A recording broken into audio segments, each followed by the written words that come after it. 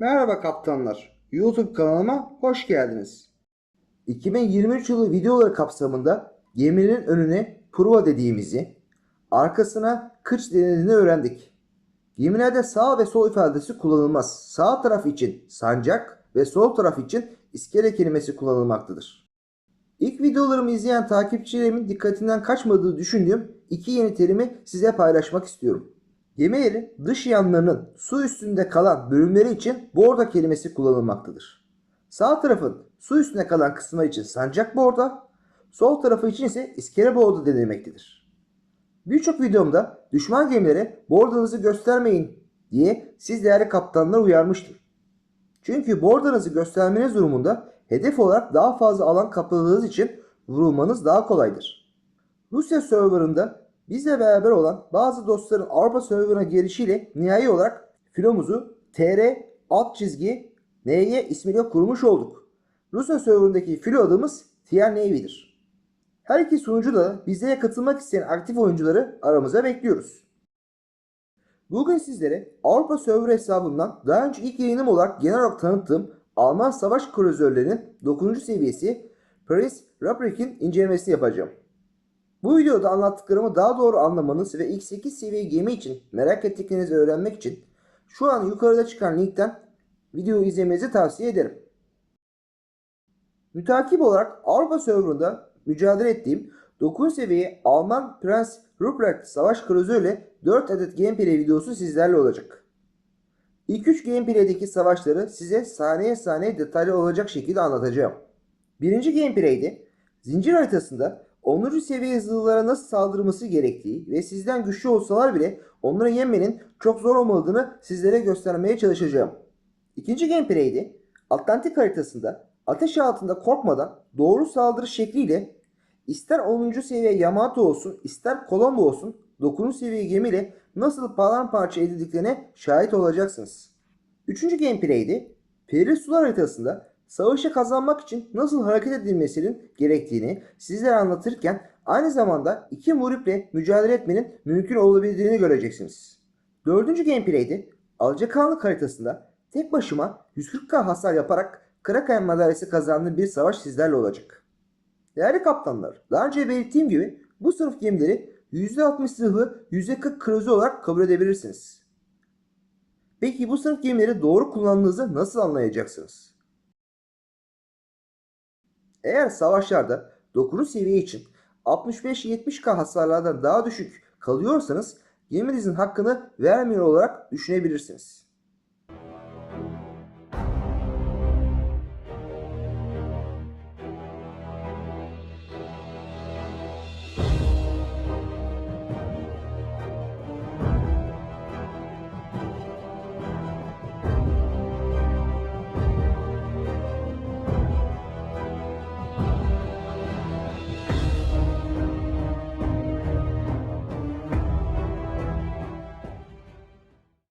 Silah sistemlerine baktığımızda ana top sistemi 406 mm kalibreye sahip ikili 4 adet taretten oluşan 8 namludur.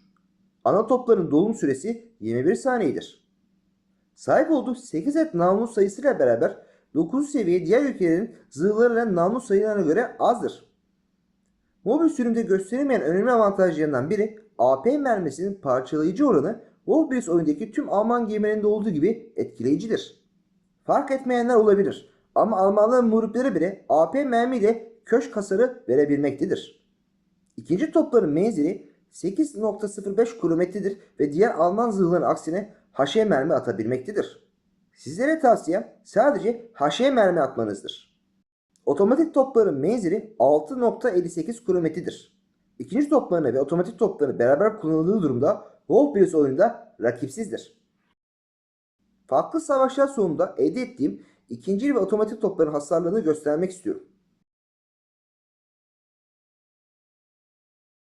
9 seviye diğer ülkelere ait hızlıların ana topların menzil ve tekrar dolum sürelerine genel olarak baktığımızda menzil olarak alt sıralarda olduğunu rahatlıkla sizler de göreceksiniz.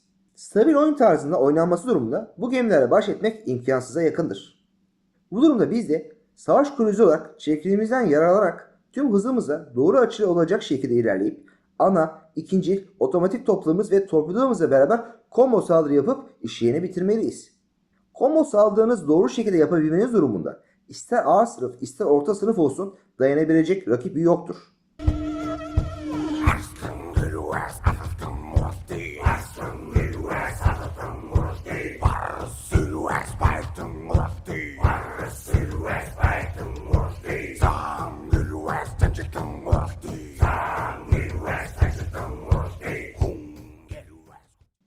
Torpidoların özelliklerine baktığımızda 8 seviye zaten her iki tarafa 4 adet atabiliyorken 9. seviye Prens Rupert ile her iki tarafa 8'er torpido atabilmekteyiz.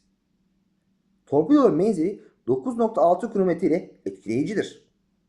Eğer 9. ve 10. seviye zırhlarla birebir dogfight'a girecekseniz mutlaka torpidolarınızın hazır olma sürelerini kontrol etmelisiniz.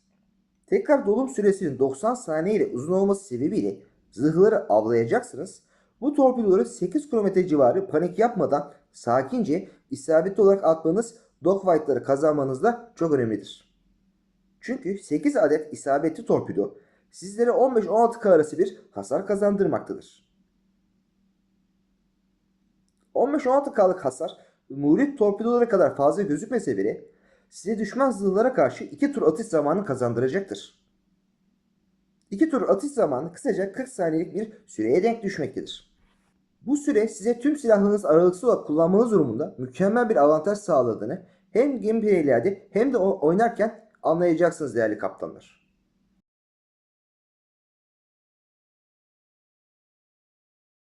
Dokuz seviye Prens Rupert'in donanımları için.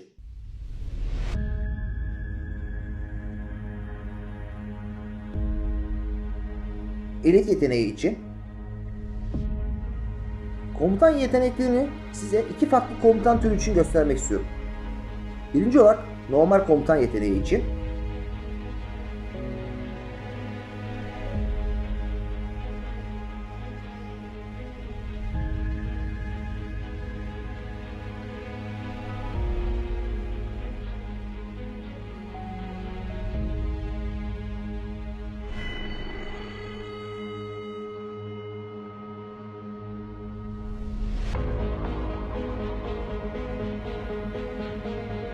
İkinci olarak elit komutan yeteneği için.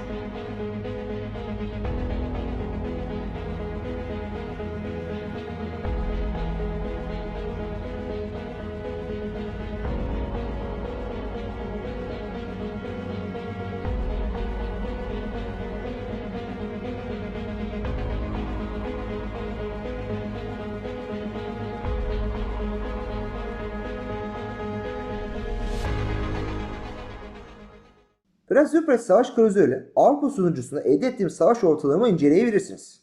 Prens Rupert'in en güçlü özellikleri. Birinci olarak ikinci otomatik topları 3. seviye ikinci aşırı yükleme fonksiyonuyla beraber kullanıldığında muhteşemdir. NATO bağlısı ülkelerin kullandığı Phalanx GIFS sistemi kadar etkilidir.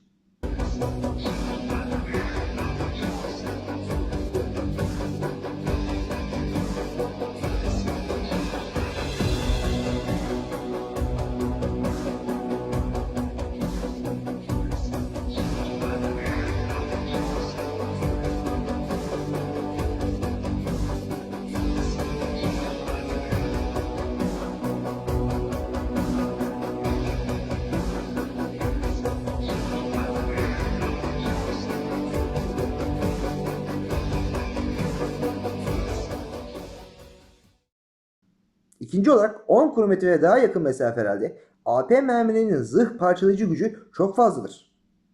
Sizden güçlü gemileri 10 kilometre hattı mesafede tuttuğunuzda onları suya gömersiniz.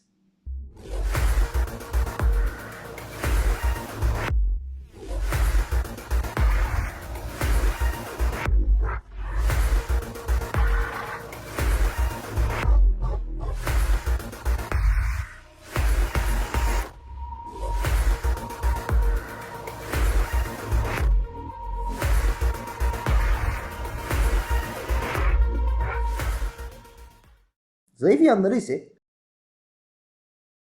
birinci olarak savaş kruzeri olması sebebiyle sağlığı, zırh koruması ve hasar düşürme oranları diğer zırhlara göre zayıftır. Bu sebeple zırhlarla dogfight yaparken hızlıca hareket edip kısa sürede mücadeleyi tamamlamanız gerekmektedir. Aksi halde mücadele süresi uzadıkça kazanma şansınız azalmaktadır.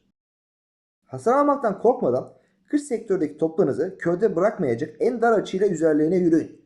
Şüpheniz olmasın, gerisi zaten gelecek değerli kaptanlar.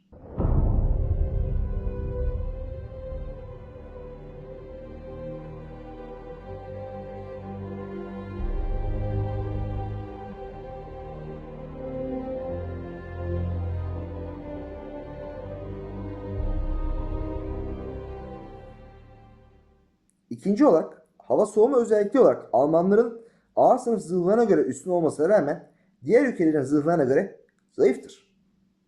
Haydi kapışalım.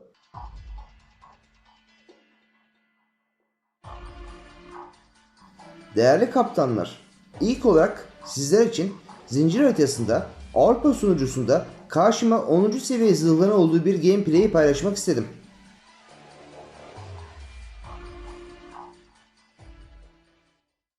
Zincir haritası açık alanlı olması sebebiyle 9. seviye Prince Rupert savaş kruzörü ile kanatlardan merkeze doğru hareket etmemiz doğru bir hareket tarzı olacaktır.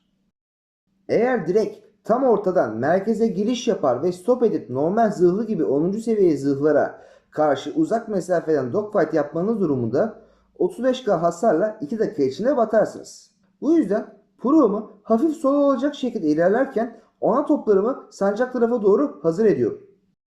Bu sayede düşman geminin tespit edilmesiyle beraber zaman kaybetmeden atışlarıma başlayacağım. Bu haritada düşman takımdaki tek bulunan Shimakaze Moribe'nin sol tarafta savaşa başladığını bilmelisiniz.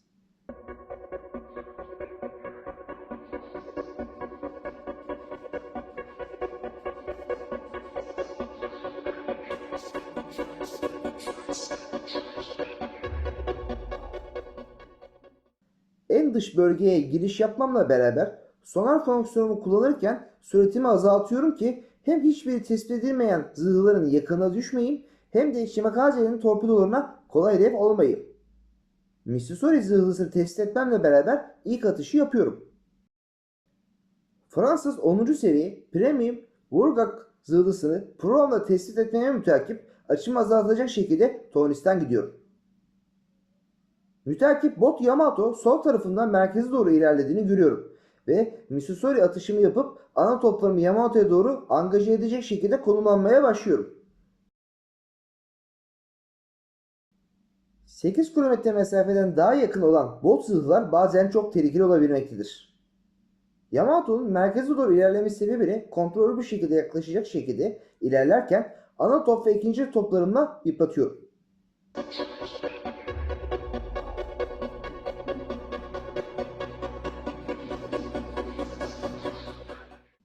Grosser Körfez ve Missouri zırhların adı arkasından bana doğru gelmekte olduğunu fark ediyorum. Değerli kaptanlar, dogfight yaparken bile yakın çevrenizi ve harita genelini kontrol etmelisiniz. Aksi halde zor durumlarda kalmanız olasıdır.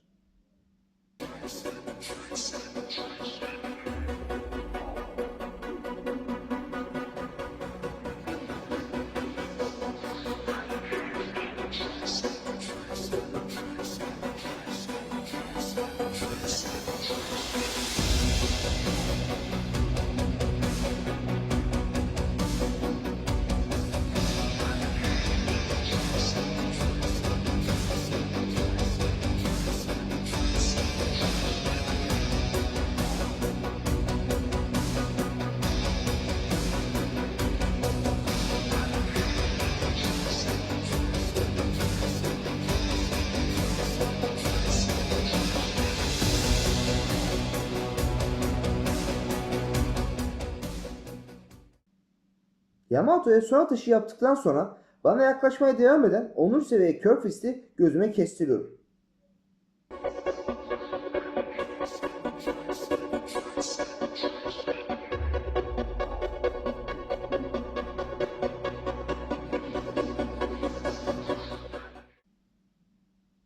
Acele etmeyip bana doğru daha fazla yaklaşması için sabırla beklerken zaman kaybı olmaması için Missouri'ye bir tur atış yapmamın hemen sonrasında tam yol ileri harekete geçerek Körfez'e doğru harekete geçiyorum. Tam olarak istediğim şekilde üzerime gelmekte olan Körfez'te mesafem 6,5 km ve hızla azalmakta. Değerli kaptanlar, 3. seviyeyi aşırı ikinci topları yükleme fonksiyonumu kullanıyorum ve görsel şölen başlamış oluyor.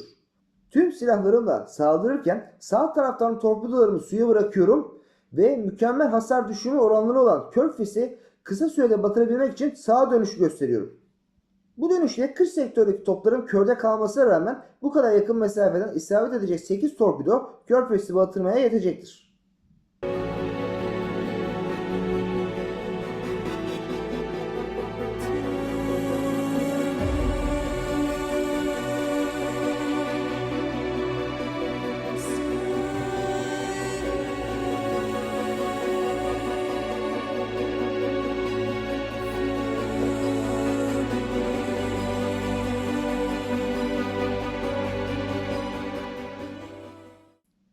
Ekibimdeki Cirek Moribe'nin sıkıştırdığı Missouri zırhlısına 10K'lık bir atış yapıyorum.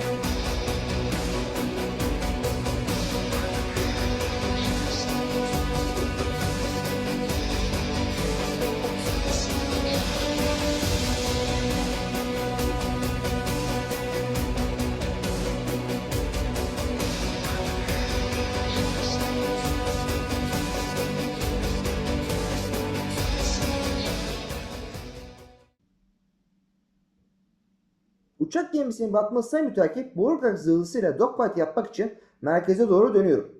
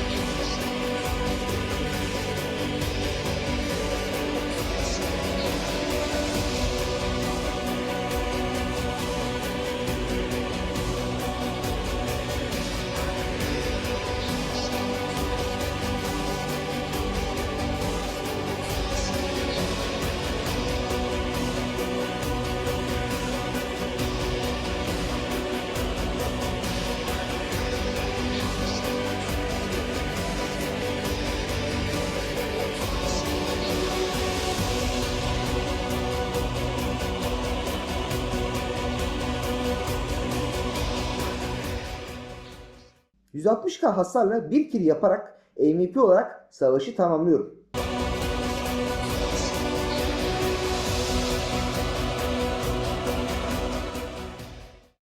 Değerli kaptanlar, savaş detaylarıma baktığımızda hasar miktarlarımın 91K ana toplardan, 18K ikinci otomatik toplardan ve 31K hasarı torpidolardan elde ettiğimi, böylece tüm silah sistemlerini düzgün bir şekilde kullandığımı görüyoruz.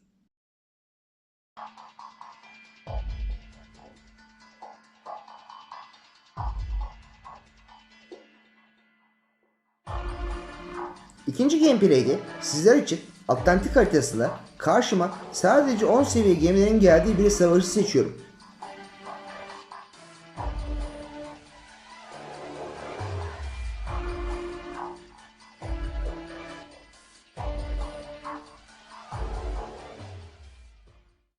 Haritanın sağ tarafında savaşa başlamam sebebiyle hafif sola doğru hareket ederek ana toplarımı sağ tarafta hazır olacak şekilde ayarlıyorum.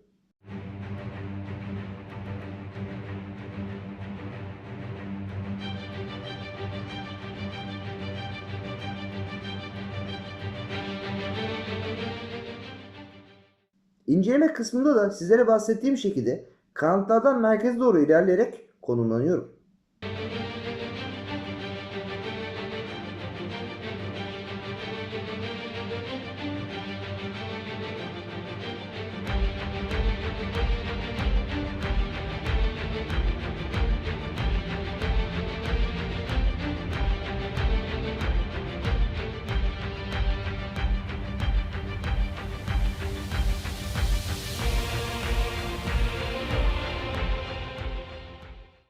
adaların arasında bot Shimakaze tespit ediliyor ama onunla çok oyalanmadan haritanın merkez tarafındaki İtalyan Colombo zırhlısını gözüme kestiriyorum.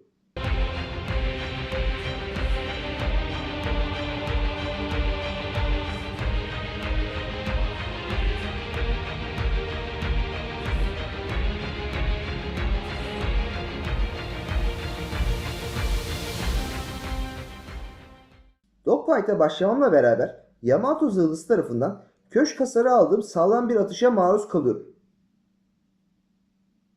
Bu durumda korkmadan planınızı uygulamanız gerekmektedir. Eğer panik yapar, kaçmaya çalışırsanız hem toplarınız körde kalacak hem de sert dönüş yapmanızdan dolayı top merminizin dağılımı çok fazla olacaktır. Korkun eceli faydası olmaz diyerek yakaladığınız gemiye merhamet göstermeyeceksiniz.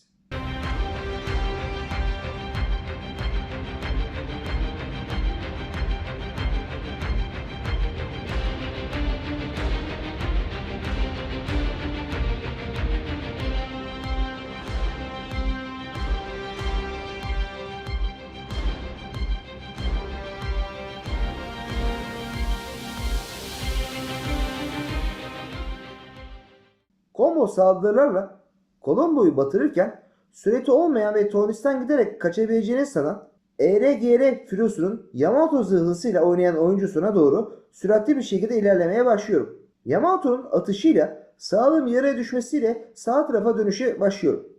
Bu dönüşte kış sektördeki toplarım körde kalacak ama 7 kilometre mesafeden 8 adet torpidomu Yamato'nun üzerine bırakacağım. Torpidolarımı bırakmamla beraber sağlığım 17K'ya düşüyor ve Yamato'dan kış sektörünü gösterecek şekilde uzaklaşıyorum.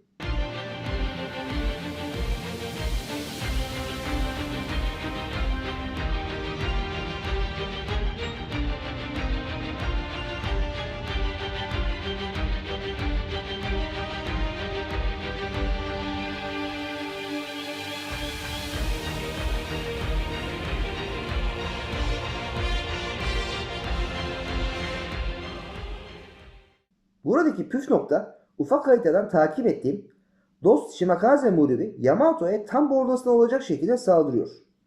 Yamato'nun muhribe öncelik vermesiyle zaman kazanıyorum ve tam dönüş yaparak Yamato'ya doğru süratli bir şekilde ilerlemeye başlıyorum. Toplarını Shimakaze'ye çeviren Yamato'yu çok zayıf pozisyonda yakalıyorum. Aşırı ikinci topları yükleme fonksiyonumu kullanıyorum.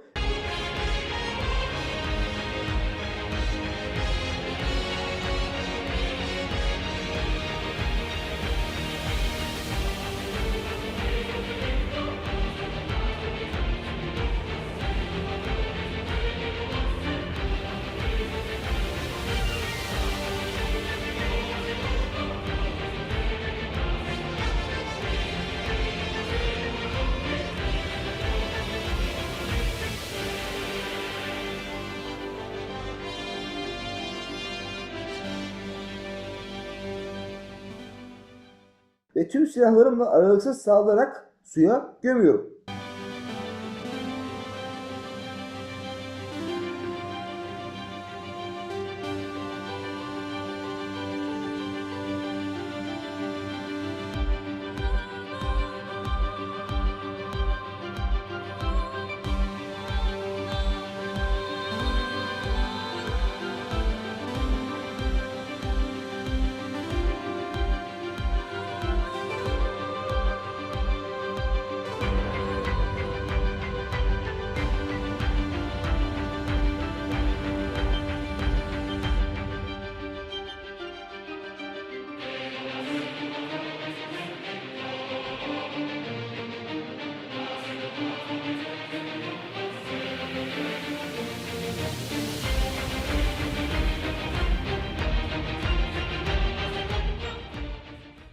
Yorgun bir iş günü sonrası evinizde içeceğiniz bir Türk kahvesi misali bot uçak gemisini batırıyorum.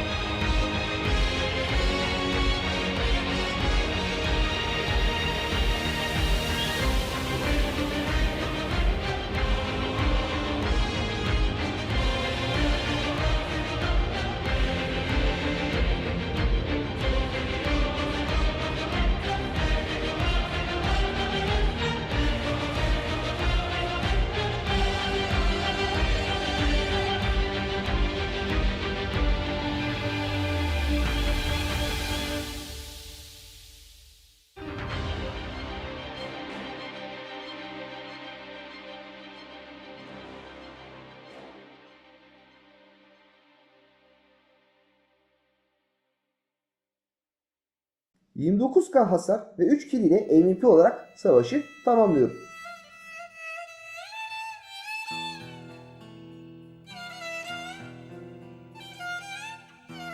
38k ikinci otomatik toplardan ve bu topların çıkardığı 7k yani hasarıyla Alman savaş kruzerlerinin üstün olduğu yanını doğru kullanmış oluyorum.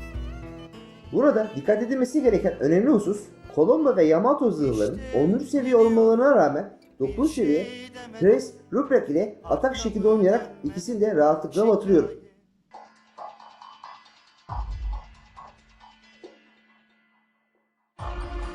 Üçüncü gameplay'de sizler için Perili Sular haritasında dengeli ekipler olarak karşılaşıyoruz. Her takımda 5'er adet 10. seviye gemi varken 2'şer adet 9. seviye gemi bulunuyor.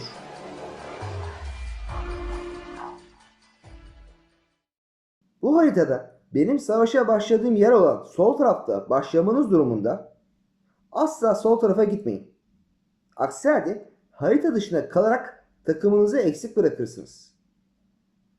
Değerli kaptanlar, oynadığınız gemi türü zırhlı da olsa, savaş kruzeri de olsa bölgelerin ele geçirilmesi konusunda takımınıza her daim destek olmalısınız. Ben de bu prensip doğrultusunda B bölgesini ele geçirecek şekilde ilerlerken ana toplarımı sol tarafımda tespit edilecek düşman gemilerine göre atışa hazır hale getiriyorum.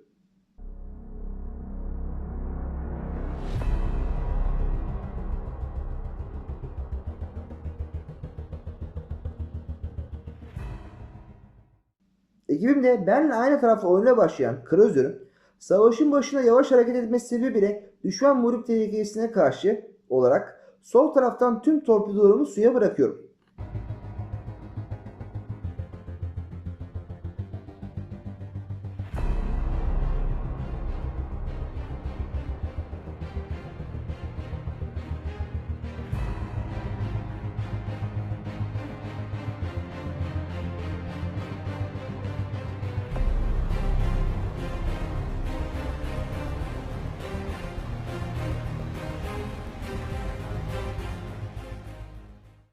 Yamato zırhlısı ile dogfight yaparken dümen açılarımla oynayarak onun atışlarının isabet yüzdesi düşecek şekilde hareket etmeye çalışıyorum.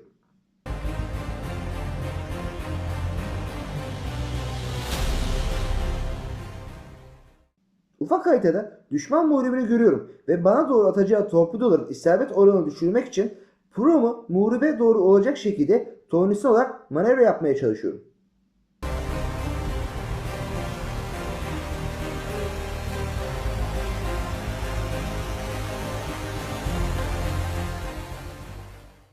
Bu manevra tarzıyla torpidonun sadece 4 tanesi isabet ediyor ve paçayı az hasarla kurtarırken Yamato ile dogfight'a devam ediyorum. Uçak gemisinin Yamato'ya saldırmasıyla beraber ileri harekete geçerek A bölgesinin orada ilerlemekte olan diğer düşman Yamato zırhlısına doğru harekete geçiyorum.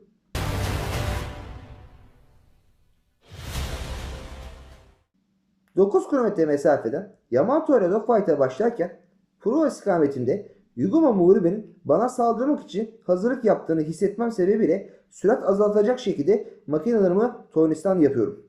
Dogfight yaparken mutlaka sol üst köşede bulunan haritadan Yuguma'yı göz ucuma takip ediyorum. Şu anki konumlanma şekliyle muhripten korkulmasına gerek yok değerli kaptanlar. Atacağı 10 adet torpidodan en fazla 2-3 tanesi isabetli olacaktır. Gerek Rusya gerekse Avrupa sunucularındaki oyuncuların %60'ının yaptığı şekilde korkup sağa dönüşe geçerseniz hızınız azalacak ve muhribin size daha isabetli torpido atmasına fırsat vermiş olacaksınız. 10 adet torpidodan yağdan kıl çeker gibi tertemiz isabetsiz olarak kurtuluyorum. Yamato'nun batacağına emin olmamla beraber makinelerime ileri yol veriyorum. Böylece zırhlının işini bitirdikten sonra sıra muhribe gelecek. Ne yazık ki çoğu zırhlı kullanan oyuncular muhripleri avlamaktan korkar ve onları sadece savunma yaparken batırırlar. Uçak gemisinin bana saldırmasıyla sağlığım 17K'lara düşüyor ve ada arkasına hareketini izlediğim Yugoma'ya daha yakın olup ikinci ve otomatik toplarımın işini bitirmek için sola doğru sert bir dönüş yapıyorum. Bu sırada C bölgesinde Shimakaze muhribini gözünün ucuyla takip ediyorum. Shimakaze'nin de bana sağlayacak şekilde dönüş göstermesiyle geri gidecek şekilde makinelerime kumanda ediyorum.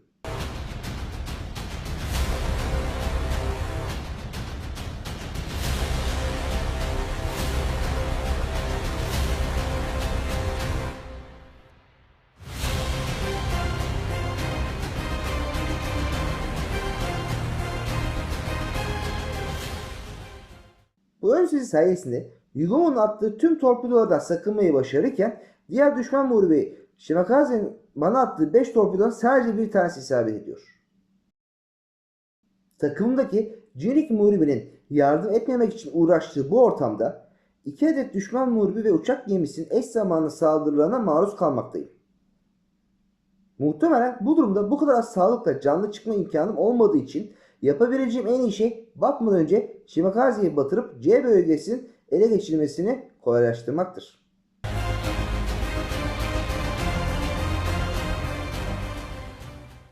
Shimakaze'yi batırmayı başarıyorum ve uçak gemisi tarafından batırılıyorum. 74k hasar ve 2 ile savaşı tamamlıyorum.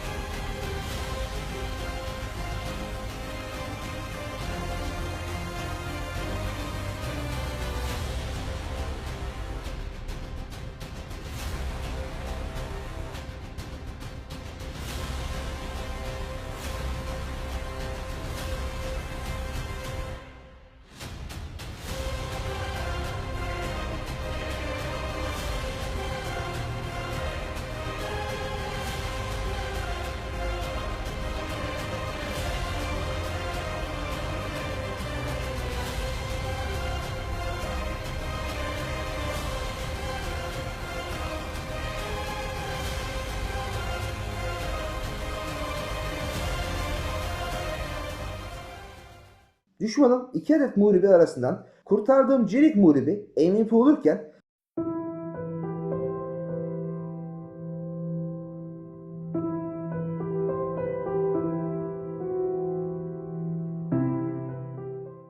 savaşın bitmesine 2 dakika kala bakmama rağmen savaşı ikinci olarak tamamlıyorum.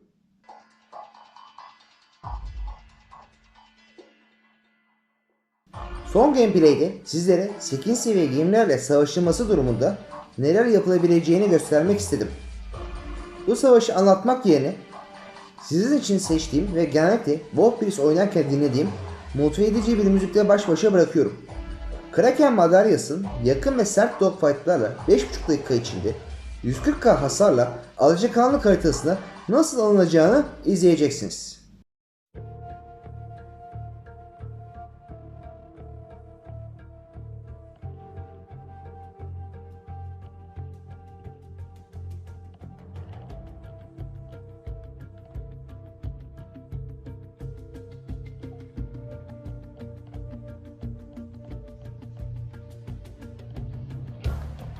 You look for me inside the dark. I am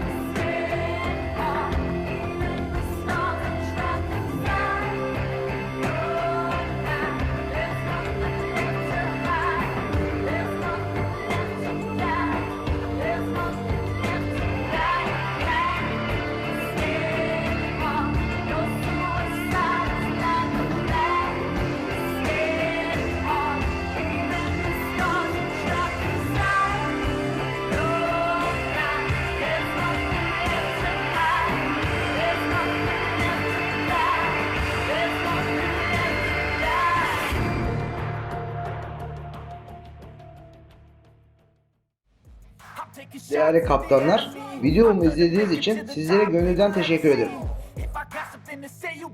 Sizlere yeni bir bakış açısı kazandırdıysam ne mutlu bana.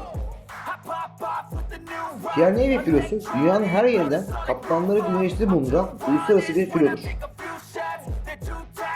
Kanalımıza üye olarak bizlere destek olabilirsiniz.